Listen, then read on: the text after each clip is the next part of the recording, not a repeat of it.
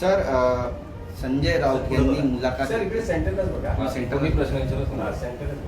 संजय राऊत यांनी मुलाखत घेतली उद्धव ठाकरे यांची. या मुलाखतीवर तुमची पहिली प्रतिक्रिया काय? कारण बरेच गंभीर आरोप लावलेले आहेत. सगळ्यात महत्त्वाचं म्हणजे शिंदेची महत्त्वाकांक्षी राक्षसी आहे, हावरटपणाची अशी जहरी टीका त्यांनी केली उद्धव ठाकरे यांनी. आज मी माननीय उद्धव साहेबांची मुलाखत पाहिली. मला खरं तर मुलाखत घेणाऱ्यांचं आश्चर्य वाटलं होतं. मला अपेक्षित तेच होतं की हा जो काही प्रश्न विचारणार आहे ते अशाच पद्धतीने विचारेल की ज्याच्यामुळे आम्ही कसे श्रेष्ठ आहोत हे दाखवायचे ते प्रयत्न करतील. उद्धव साहेबांनी मुलाखतीमध्ये जे काही बोललं त्याबद्दल सुद्धा मला थोडं वाईट वाटलं. त्यांनी एका ठिकाणी सांगितलं की एका झाडाला आलेली जी पानं होती, जी पिकली होती, जी गळाली होती, जी खाली पडली होती, सडली होती, त्यांना आम्ही उचलून कचऱ्यात टाकलं. मला नाही कळालं ही गोष्ट.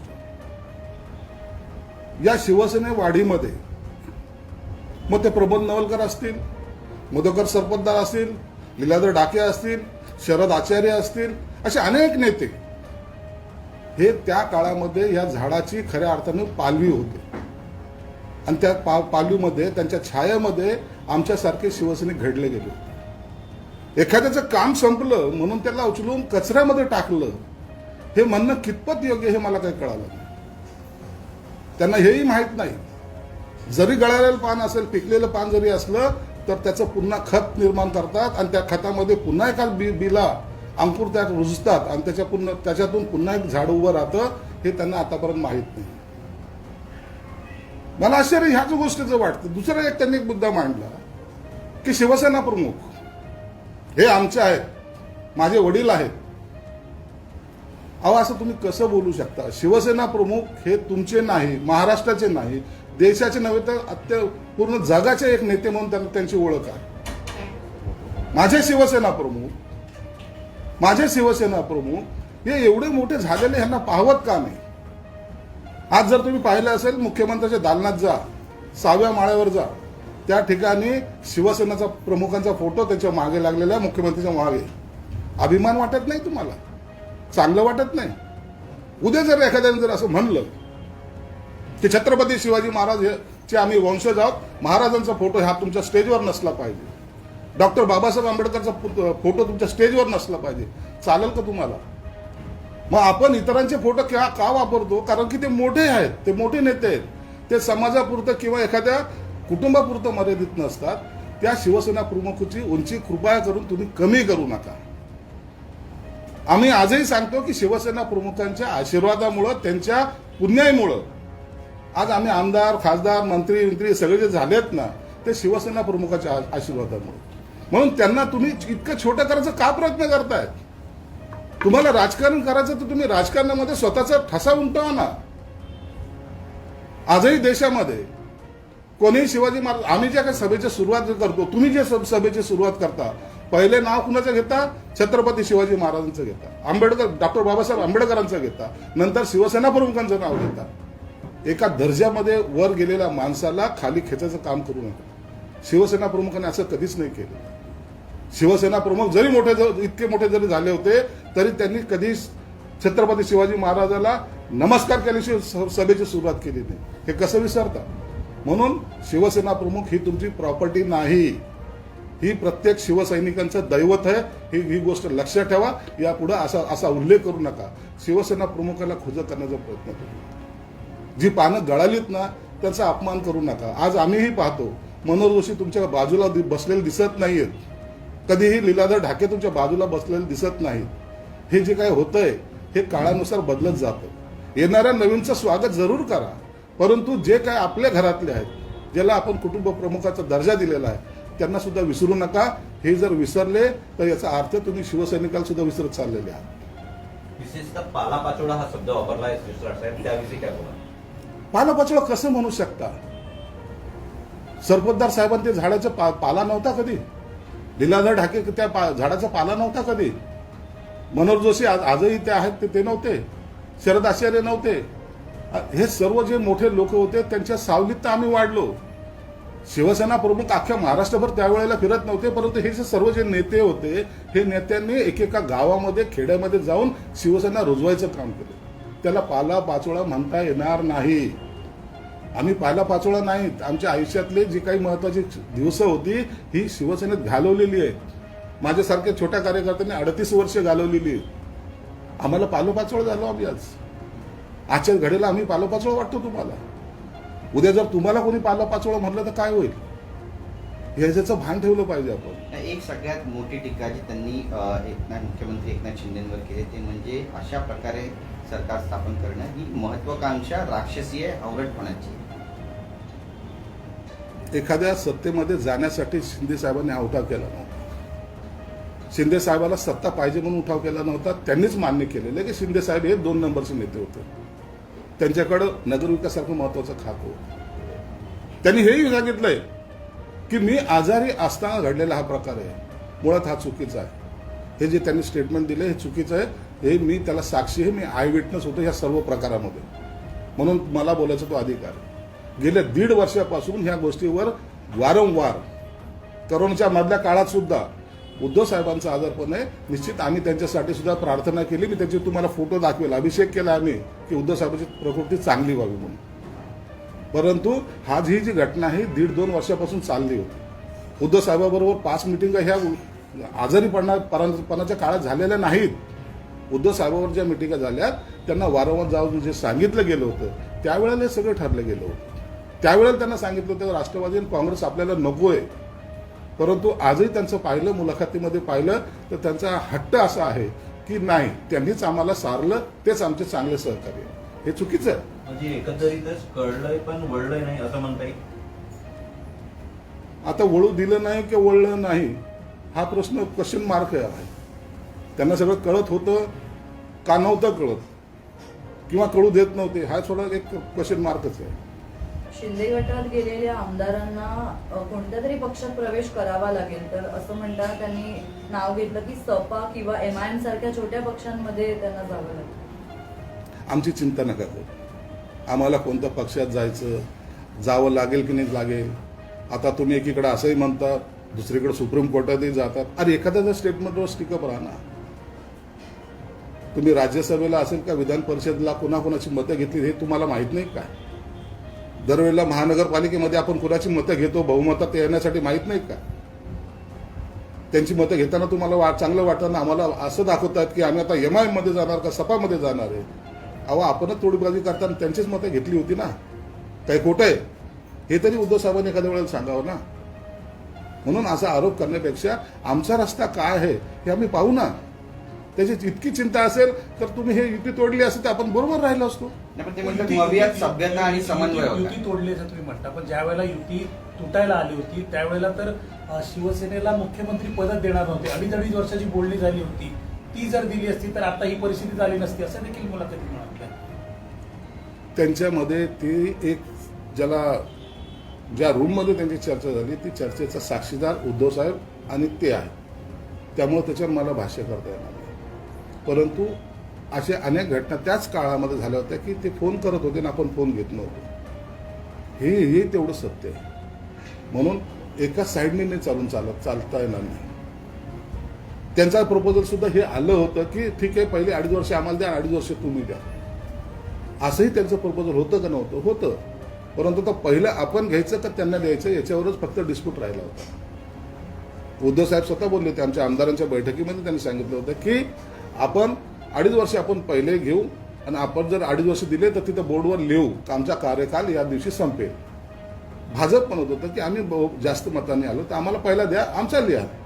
परंतु ते मान्य नव्हतं कारण की त्याच्यामध्ये खोडा घालणारे लोक उद्धव साहेबांच्या आसपास होते. त्यांनी हा खोडा घातला. कोण होते खोडा काढणारे? हा संजय राऊत. शरद पवारचं आणि उद्धव साहेबांचं मला नाही आठवत का असं काही शक्य कधीतरी पाहिलं. मी तरी नाही पाहिलं, इतरांनी पाहिलं असं मला माहित नाही. पण एवढं नव्हतं, इतके क्लोज कधीच नव्हते ते. परंतु त्या संजय राऊत सारखा माणूस गेला, त्यांनी जे काही जुळवाजुळवी केली का केली आणि त्याचे परिणाम आज आम्हाला सर्वांना भोगावे लागतात. आम्ही हे जे बाहेर पडलो किंवा आम्ही जे काही शिवसेना म्हणून जे आम्ही राहतोय आम्हालाही बरं वाटत नाही. आजही सांगतो तुम्हाला आम्हालाही वाटतं की नाही, आपण सर्व एक संघ असलं पाहिजे, हे आमचं कुटुंब असलं पाहिजे, ही भावना आजही आमची आहे.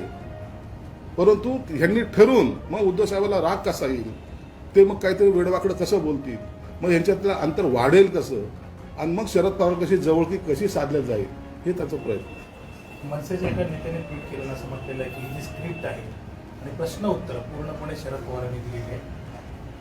शरद पवार मोठे नेते, त्यांच्याबद्दल मला बोलायचा अधिकार पण नाही, मी बोलतही नाही त्यांच्याबरोबर, परंतु शरद पवार सारख्या माणसांनी हे जर केलं असेल तर ते दुर्दैव आहे. आणि म्हणून महाराष्ट्रामध्ये अनेक वेळेला असं घडलेलं आहे की एक काहीतरी चमत्कार घडवणारा नेता म्हणून शरद पवार साहेबांकडे पाहिला जातो, आणि ह्या चमत्कारामध्ये मग काही लिंबू लागतात, काही काळा दोरा लागतो, काही सुई लागते. हे जे आहे ना, हे संजय राऊत सारखे जे आहेत ना, ते काळा दोरा सुई हे येते, ते त्या विधी पूर्ण करण्यासाठी वापरणारे अवजार आहे. आता शिवसेना प्रमुख व्हायचं आहे का, तुम्ही मर्द नाहीत का, अंधविश्वास ठेवला हा माझा गुन्हा, अशी टीका सुद्धा उद्धव ठाकरेंनी केली. शिवसेना प्रमुख तुम्ही सुद्धा होऊ शकत नाही, उद्धव साहेब सुद्धा शिवसेना प्रमुख होऊ शकत नाही. आमची काय घेऊन बसलाय, आम्ही शिवसेना प्रमुखाच्या पायाजवळ राहू इच्छितो. आम्हाला शिवसेना प्रमुख व्हायचं काही गरज नाही, आम्ही त्यांच्या पायाजवळ राहू. ते आमच्यासाठी पूजनीय आहेत, आदरणीय आहेत, वंदनीय आहेत. ते त्यांच्याबद्दलचं आमचं असं स्टेटमेंट कधी नव्हतं. आणि आम्हाला शिवसेना प्रमुख, आमची लायकी आहे की ती शिवसेना प्रमुख बनायची. शिवसेना प्रमुख हे शिवसेना प्रमुख होते, शिवसेना प्रमुखाची बरोबरी करणारे लोक आहोत का आम्ही. त्यांच्या पायाजवळ जरी आम्हाला त्यांच्या पायाचा आशीर्वाद जर घेता आला आज ना, तर तो आमच्यासाठी मोठा आहे. म्हणून माननीय शिंदे साहेब जेव्हा मुख्यमंत्री झाले, पहिलं वंदन करायला गेले शिवसेना प्रमुखाच्या समाधीवर. हे आमची त्या निष्ठा आहे. तो आम्ही शिवसेना प्रमुखाला कसं विचारू, एक वेळा तुम्हाला विसरू, पण शिवसेना प्रमुखाला विसरता येणार नाही. सर, आज क्या बताना चाहोगे, उद्धव ठाकरे की मुलाकात हुई, पहली प्रतिक्रिया क्या है? उद्धव जी साहब ने जो आज मुलाकात दी, मैंने भी बड़े गौर से उसको देखा.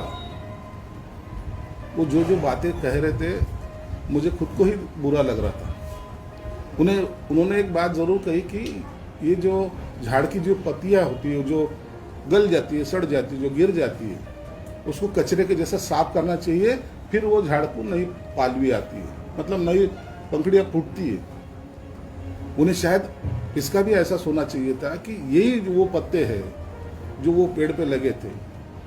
जैसे सरपोतदार साहब है, मनोहर जोशी है, प्रमोद नवलकर है, शरद आचार्य, मैं बहुत सारे नेताओं की नाम गिना सकता था. वो पालवी थी, वो झाड़ के नीचे हम सब बैठ के बड़े हुए. जिन्होंने अपने को छाया दी है, जिन्होंने अपने को बड़ा किया है, उनको तुम कचरा मत बोलो. और एक बात और है हमारे पास कि वो जो कचरा होता है ना, ऐसा तुम जिसको कचरा बोलते हो, उसको एक जगह पे जमा किया जाता है, उसका फिर से खाद बनती है, और वो खाद में से फिर भी बीज डाल के एक नया झाड़ तैयार हो जाता है. इसलिए उनकी अहमियत इतनी कम मत करो. आज हम भी देख रहे हैं, तुम्हारे नज़रों में कुछ कुछ लोग आज भी वो गले सड़े पत्ते लगते हैं. उनको मैंने देखा नहीं ये सब प्रोसेस में उनको कभी बुलाया गया करके. मनोहर जोशी एक लोकसभा के स्पीकर रह चुके हैं, महाराष्ट्र के मुख्यमंत्री रह चुके हैं, लेकिन उनको कभी मैंने अभी बहुत दिन हो गए स्टेज पे देखा नहीं. मैं लीलाधर ढाके को देखता नहीं, मैं बहुत सारे पुराने जो नेता है वो नेतागण को कभी देखता नहीं. इसका मतलब है कि अब तुम्हारा काम खत्म हो गया, अब तुम सड़क जाओ, अब हम हमारे तरीके से चलाएंगे. ये जो नीति उन्होंने जो बताई वो गलत थी. शिवसेना साहेब, शहाजी बापू मराठी मातीत कसे काय जन्माला आले अशी खोचक टीका उद्धव ठाकरेंनी केली. शहाजी बापूने गुवाहाटीचं वर्णन जर केलं असेल, त्यात गैर काय. तुम्ही महाराष्ट्रात आता कधी काश्मीरचं वर्णन करत नाही, काश्मीर तुम्हाला आवडत नाही. अहो, एखाद्या ठिकाणी गेल्यानंतर तिथलच्या कोणतंही राज्य असो ते, तिथलच्या निसर्गाचं सौंदर्याचं आपण जर चांगल्या प्रकारे वर्णन करू शकलो, त्यात गैर काय आहे. काश्मीरचं काय म्हणतो आपण, जगातलं सर्वात सुंदर, ते माझं काश्मीर आपण का म्हणतो. तुम्ही केरळला गेले, का म्हणतो केरळ चांगलं दिसतं. तुम्ही कुठेही जा, जगातल्या अनेक राज्य जे असे आहेत तिथे गेल्यानंतर आपल्याला चांगलं वाटतं. आज जगातले पर्यटक या मुंबईला येतात, या महाराष्ट्रात फिरतात, लेण्या पाहतात, बौद्ध लेण्या पाहतात, अजिंठा एलोरा पाहतात. हे येऊन आपल्या देशाचं कौतुकच करतात ना. मग त्यांनी काय त्यांचा देश त्यांना खराब वाटतो का. म्हणून आपण ह्या मातीत जन्मलो म्हणून इतरांचा चांगला सन्मान करू नये किंवा त्यांचं वर्णन चांगलं करू नये, हे बोलणं सुद्धा शोभा देत नाही.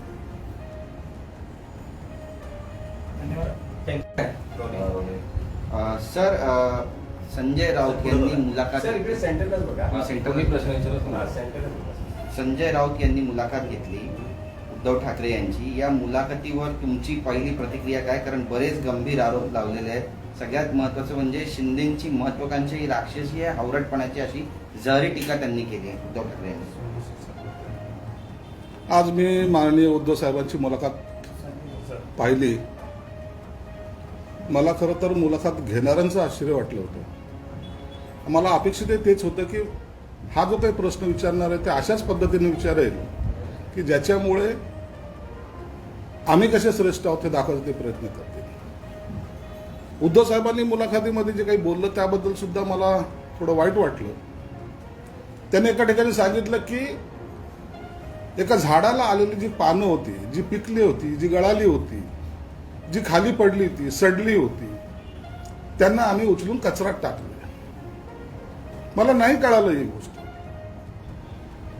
या शिवसेने वाढीमध्ये मग ते प्रबोध नवलकर असतील, मधुकर सरपोतदार असतील, लीलाधर ढाके असतील, शरद आचार्य असतील, असे अनेक नेते हे त्या काळामध्ये या झाडाची खऱ्या अर्थाने पालवी होते. आणि त्या पालवीमध्ये त्यांच्या छायामध्ये आमच्यासारखे शिवसैनिक घडले गेले. एखाद्याचं काम संपलं म्हणून त्याला उचलून कचऱ्यामध्ये टाकलं हे म्हणणं कितपत योग्य हे मला काही कळालं नाही. त्यांना हेही माहीत नाही जरी गळालेलं पान असेल, पिकलेलं पान जरी असलं तर त्याचं पुन्हा खत निर्माण करतात आणि त्या खतामध्ये पुन्हा एका बीला अंकुर त्यात रुजतात आणि त्याच्यातून पुन्हा एक झाड उभं राहतं हे त्यांना आतापर्यंत माहीत नाही. मला आश्चर्य ह्याच गोष्टीचं वाटतं. दुसरा एक त्यांनी एक मुद्दा मांडला की शिवसेना प्रमुख हे आमचे आहेत, माझे वडील आहेत. अहो असं तुम्ही कसं बोलू शकता? शिवसेना प्रमुख हे तुमचे नाही, महाराष्ट्राचे नाही, देशाचे नव्हे तर पूर्ण जगाचे एक नेते म्हणून त्यांची ओळख आहे. माझे शिवसेना प्रमुख हे एवढे मोठे झालेले ह्यांना पाहवत का नाही? आज जर तुम्ही पाहिलं असेल मुख्यमंत्र्यांच्या दालनात जा, 6व्या माळ्यावर जा, त्या ठिकाणी शिवसेनेचा प्रमुखांचा फोटो त्याच्या मागे लागलेला आहे, मुख्यमंत्र्यांच्या मागे. अभिमान वाटत नाही तुम्हाला? चांगलं वाटत नाही? उद्या जर एखाद्याने जर असं म्हणलं की छत्रपती शिवाजी महाराज चे आम्ही वंशज आहोत, महाराजांचा फोटो हा तुमच्या स्टेजवर नसला पाहिजे, डॉक्टर बाबासाहेब आंबेडकरचा फोटो तुमच्या स्टेजवर नसला पाहिजे, चालेल का तुम्हाला? मग आपण इतरांचे फोटो का वापरतो? कारण की ते मोठे आहेत, ते मोठे नेते आहेत, ते समाजापुरतं किंवा एखाद्या कुटुंबापुरतं मर्यादित नसतात. त्या शिवसेना प्रमुखाची उंची कृपया करून तुम्ही कमी करू नका. आम्ही आजही सांगतो की शिवसेना प्रमुखांच्या आशीर्वादामुळं, त्यांच्या पुण्याईमुळं आज आम्ही आमदार, खासदार, मंत्री सगळे जे झालेत ना ते शिवसेना प्रमुखाच्या आशीर्वादामुळे. म्हणून त्यांना तुम्ही इतकं छोटं करायचं का प्रयत्न करतायत? तुम्हाला राजकारण करायचं तर तुम्ही राजकारणामध्ये स्वतःचा ठसा उमटवा ना. आजही देशामध्ये कोणीही शिवाजी महाराज, आम्ही ज्या काही सभेची सुरुवात करतो, तुम्ही जे सभेची सुरुवात करता, पहिले नाव कुणाचं घेता? छत्रपती शिवाजी महाराजांचं घेता, डॉक्टर बाबासाहेब आंबेडकरांचं घेता, नंतर शिवसेना प्रमुखांचं नाव घेता. एका दर्जामध्ये वर गेलेल्या माणसाला खाली खेचायचं काम करू नका. शिवसेना प्रमुखांनी असं कधीच नाही केलं. शिवसेना प्रमुख जरी इतके मोठे जरी झाले होते तरी त्यांनी कधी छत्रपती शिवाजी महाराजाला नमस्कार केल्याशिवाय सभेची सुरुवात केली नाही. हे कसं विसरता? म्हणून शिवसेना प्रमुख ही तुमची प्रॉपर्टी नाही, ही प्रत्येक शिवसैनिकांचं दैवत आहे. ही गोष्ट लक्षात ठेवा. यापुढे असा उल्लेख करू नका.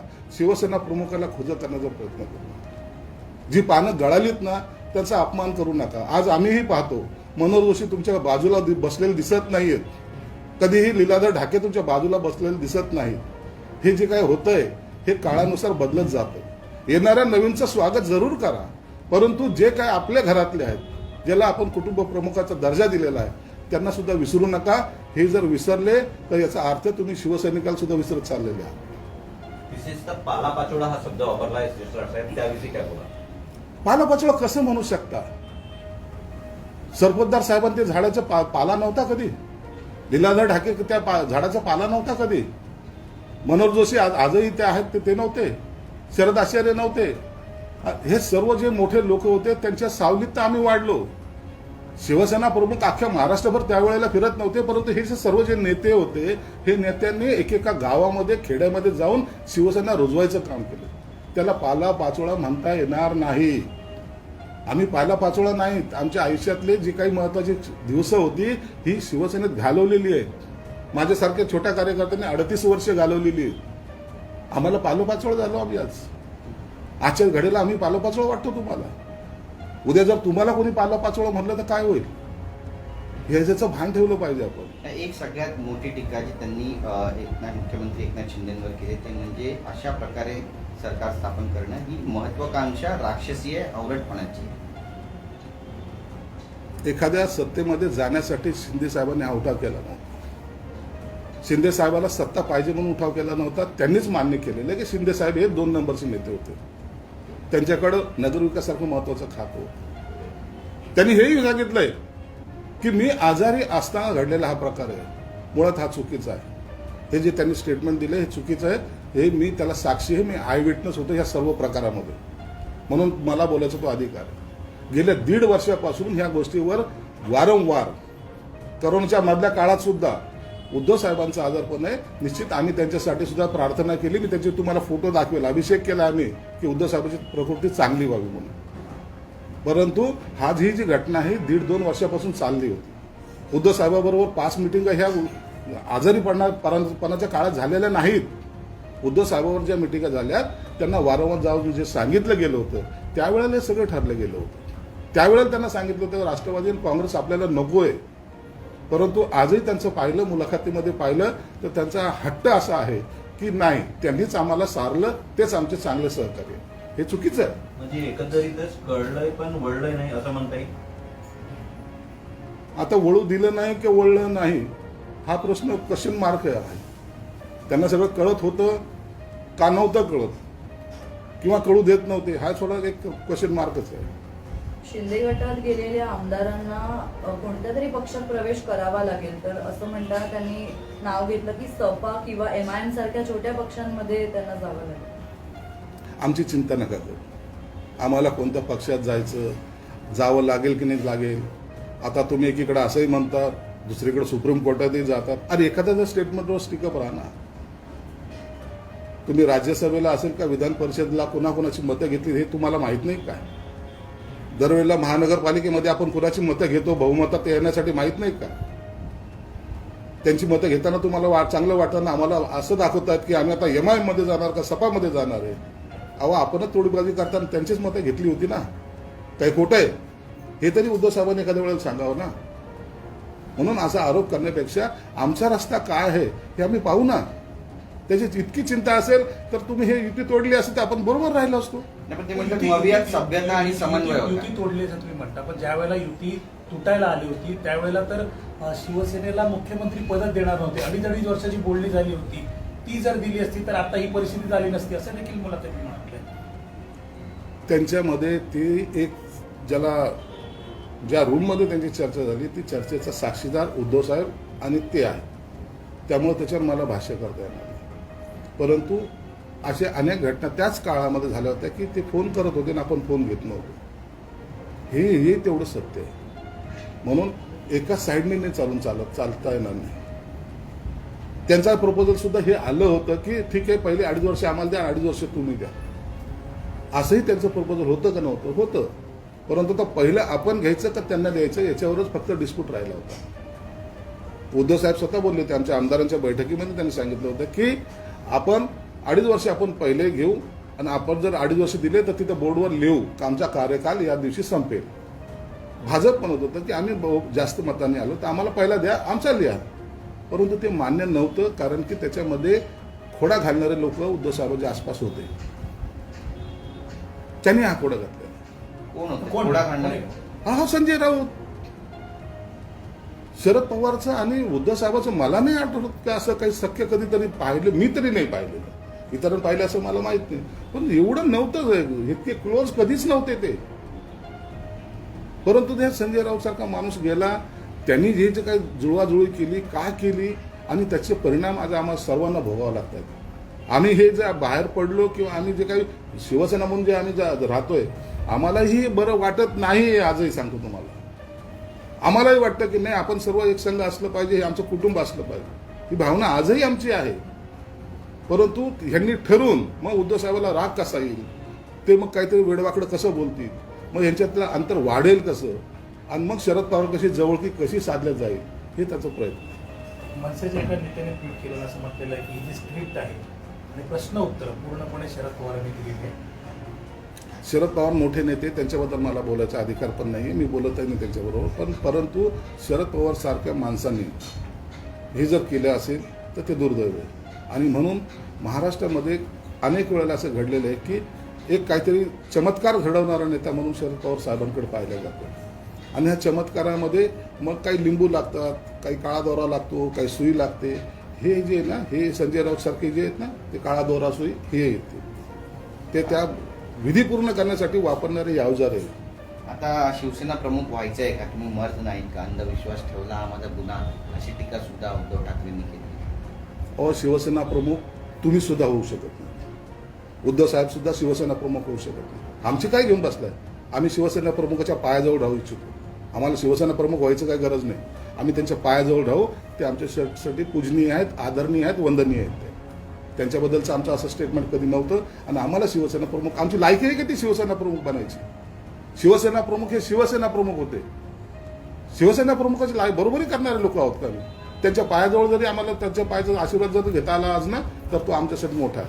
म्हणून माननीय शिंदेसाहेब जेव्हा मुख्यमंत्री झाले, पहिलं वंदन करायला गेले शिवसेना प्रमुखाच्या समाधीवर. हे आमची हे त्या निष्ठा आहे. तो आम्ही शिवसेना प्रमुखाला कसं विचारू? एक वेळा तुम्हाला विसरू, पण शिवसेना प्रमुखाला विसरता येणार नाही. सर आज क्या बताना चाहोगे, उद्धव ठाकरे की मुलाकात हुई, पहली प्रतिक्रिया क्या है? उद्धव जी साहब ने जो आज मुलाकात दी, मैंने भी बड़े गौर से उसको देखा. वो जो बातें कह रहे थे, मुझे खुद को ही बुरा लग रहा था. उन्होंने एक बात जरूर कही कि ये जो झाड़ की जो पत्तियां होती है, जो गल जाती है, सड़ जाती है, जो गिर जाती है, उसको कचरे के जैसा साफ करना चाहिए, फिर वो झाड़ को नई पालवी आती है, मतलब नई पंखड़ियां फूटती है. उन्हें शायद इसका भी एहसास होना चाहिए था कि यही वो पत्ते हैं जो वो पेड़ पे लगे थे. जैसे सरपोतदार साहब है, मनोहर जोशी है, प्रमोद नवलकर है, शरद आचार्य, मैं बहुत सारे नेताओं की नाम गिना सकता था. वो पालवी थी, उसकी वो झाड़ के नीचे हम सब बैठ के बड़े हुए. जिन्होंने अपने को छाया दी है, जिन्होंने अपने को बड़ा किया है, उनको तुम कचरा मत बोलो. और एक बात और है हमारे पास कि वो जो कचरा होता है ना, ऐसा तुम जिसको कचरा बोलते हो, उसको एक जगह पे जमा किया जाता है, उसका फिर से खाद बनती है, और वो खाद में से फिर भी बीज डाल के एक नया झाड़ तैयार हो जाता है. इसलिए उनकी अहमियत इतनी कम मत करो. आज हम भी देख रहे हैं, तुम्हारे नजरों में कुछ लोग आज भी वो गले सड़े पत्ते लगते हैं. उनको मैंने देखा नहीं ये सब प्रोसेस में उनको कभी बुलाया गया करके. मनोहर जोशी एक लोकसभा के स्पीकर रह चुके, महाराष्ट्र के मुख्यमंत्री रह चुके, लेकिन उनको कभी मैंने अभी बहुत दिन हो गए स्टेज पे देखा नहीं. मैं लीलाधर ढाके को देखता नहीं. मैं बहुत सारे पुराने जो नेता है, वो नेतागण को कभी देखता नहीं. इसका मतलब है कि अब तुम्हारा काम खत्म हो गया, अब तुम सड़क जाओ, अब हम हमारे तरीके से चलाएंगे. ये जो नीति उन्होंने जो बताई वो गलत थी. शिरसाट साहेब, शहाजी बापू मराठी मातीत कसे काय जन्माला आले अशी खोचक टीका उद्धव ठाकरेंनी केली. शहाजी बापूने गुवाहाटीचं वर्णन जर केलं असेल, त्यात गैर काय? तुम्ही महाराष्ट्रात आता कधी काश्मीरचं वर्णन करत नाही? काश्मीर तुम्हाला आवडत नाही? अहो, एखाद्या ठिकाणी गेल्यानंतर तिथलच्या कोणतंही राज्य असो ते, तिथलच्या निसर्गाचं सौंदर्याचं आपण जर चांगल्या प्रकारे वर्णन करू शकलो, त्यात गैर काय आहे? काश्मीरचं काय म्हणतो आपण? जगातलं सर्वात सुंदर ते माझं काश्मीर आपण का म्हणतो? तुम्ही केरळला गेले, का म्हणतो केरळ चांगलं दिसतंय? तुम्ही कुठे जा, जगातल्या अनेक राज्य जे असे आहेत, तिथं गेल्यानंतर आपल्याला चांगलं वाटतं. आज जगातले पर्यटक या मुंबईला येतात, या महाराष्ट्रात फिरतात, लेण्या पाहतात, बौद्ध लेण्या पाहतात, अजिंठा एलोरा पाहतात. हे येऊन आपल्या देशाचं कौतुकच करतात ना. मग त्यांनी का त्यांचा देश त्यांना खराब वाटतो का? म्हणून आपण ह्या मातीत जन्मलो म्हणून इतरांचा चांगला सन्मान करू नये किंवा त्यांचं वर्णन चांगलं करू नये, हे बोलणं सुद्धा शोभा देत नाही. धन्यवाद. Thank you sir. धन्यवाद.